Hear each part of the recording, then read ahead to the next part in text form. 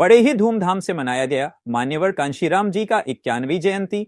मान्यवर कांशीराम संघर्ष समिति गोरखपुर के तत्वाधान में बहुजन नायक बामसेफ DS4 और बहुजन समाज पार्टी के संस्थापक मान्यवर कांशीराम साहब की 91वीं जयंती समारोह बौल बुजुर्ग वार्ड नंबर 5 शिवनगर नगर पंचायत चौरी चौरा गोरखपुर में बड़ी धूमधाम से मनाया गया। कार्यक्रम के मुख्य अतिथि सत्येंद्र कुमार समाज सेवी व बहुजन चिंतक विशिष्ट अतिथि सन्नी जायसवाल, चेयरमैन पौरुष कुमार सभासद वार्ड नंबर 5 शिवनगर, गोविंद कुमार शोध छात्र, स्नेहलता गौतम, भीषम प्रसाद, फेकू प्रसाद सरोज, जवाहर लाल गौतम रहे।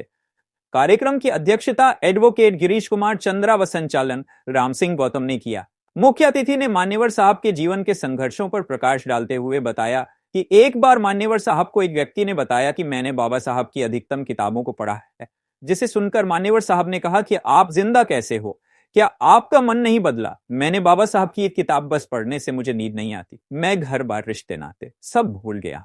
मान्यवर साहब के सोशल इंजीनियरिंग के फार्मूले ने दो मुख्यमंत्री दिया है। इस कार्यक्रम में राम भागवत संरक्षक, एडवोकेट गिरीश कुमार चंद्रा अध्यक्ष, प्रभु नारायण गौतम, अनिल कुमार, राजेंद्र कुमार, सनोज कुमार, हरिकेश भाई, एडवोकेट चंद्रशेखर, धीरेन्द्र उर्फ पिंटू, सोनू कुमार राव, भीम कुमार, अजय कुमार, भरत व्यास, डॉक्टर बिमलेश राव, विकास राव, मनीष कुमार, सुनील कुमार, श्याम सुंदर, ममता गौतम, महिला अध्यक्ष गिरजा गौतम, मन्ना देवी, विवेक कुमार, भोलानाथ सहित सैकड़ों लोग उपस्थित रहे। रिपोर्ट महेश कुमार, भोलानाथ सहित सैकड़ों लोग। अमर रहे मान्यवर कांशीराम साहब, अमर रहे मान्यवर कांशीराम साहब, अमर रहे।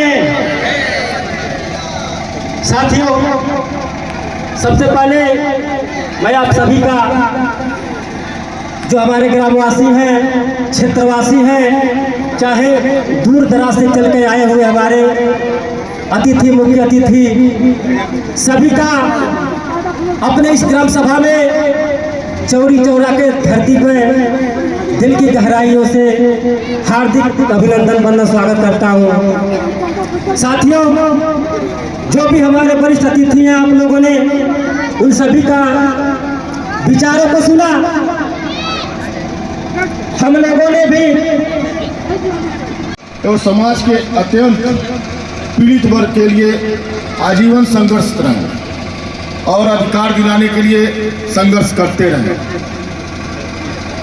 भारतीय समाज की व्यवस्था हो, वर्ण की व्यवस्था हो या समाज सुधार की व्यवस्था हो, इनके द्वारा किए गए संघर्षों को आज हम लोग याद करते हैं और उनके बताए हुए आदर्शों और पश्चिमों पर चलते हैं।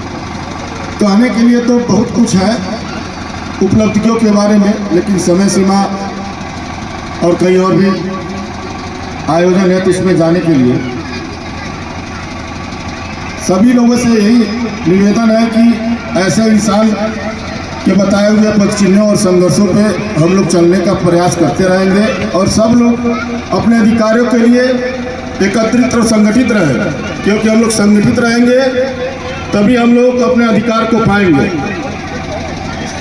एक बार पुनः श्री कांशीराम जी को सशक्त नमन करते हुए आप सभी लोगों को सादर प्रणाम, धन्यवाद। और आप लोग ऐसे कार्यक्रम कराते रहिए। हमको लग रहा है कि इस बार पहली बार यहाँ हुआ इतने भव्य तरीके से। आगे और लोग और भी भव्य तरीके से कीजिए। आप लोग जहाँ भी हमारी ज़रूरत रहेगी हम उपस्थित रहेंगे और आपके साथ खड़े रहेंगे। सबको नमस्कार। हमारा कल्याण होने वाला नहीं है। हमें मान्यवर साहब के विचारों को जन जन तक पहुंचाना होगा, मान्यवर साहब के पच्चीनों पे चलना होगा, हमें अपने लोगों को जागरूक करना होगा, तब जाके मान्यवर कांशीराम साहब का सपना साकार हो सकता है। आखिर मान्यवर कांशीराम साहब का सपना क्या था, वो चाहते क्या थे, इस पर भी चिंतन होनी चाहिए। हमारे बीच में बड़े बड़े वक्ता अपने विचारों को रखे, अपनी बातों को पुनः रखेंगे भी, लेकिन मैं सिर्फ एक चीज कहना चाहूंगा साथियों, अगर यह कार्यक्रम हम मना रहे हैं तो निश्चित तौर पे संदेश जाना चाहिए कि मान्यवर कांशीराम साहब की विचारधारा क्या थी, वो क्या चाहते थे।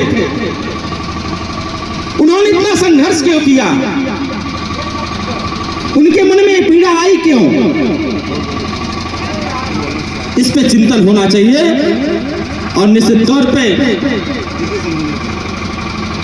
उनके चिंतन को आगे बढ़ाने के लिए सबसे पहले हमें अपने बच्चों को शिक्षा की तरफ ध्यान देना होगा कि वो अच्छी शिक्षा ग्रहण करें। जब हमारे बच्चे, हमारे परिवार के लोग अच्छी शिक्षा ग्रहण करेंगे, तब आंख में आंख डाल के सवाल करेंगे कि हमारा हक और अधिकार क्या है। और जो इस तरह की परिस्थिति है, जो मैं समझ पा रहा हूं, नई शिक्षा नीति 2020, इसमें निश्चित तौर पे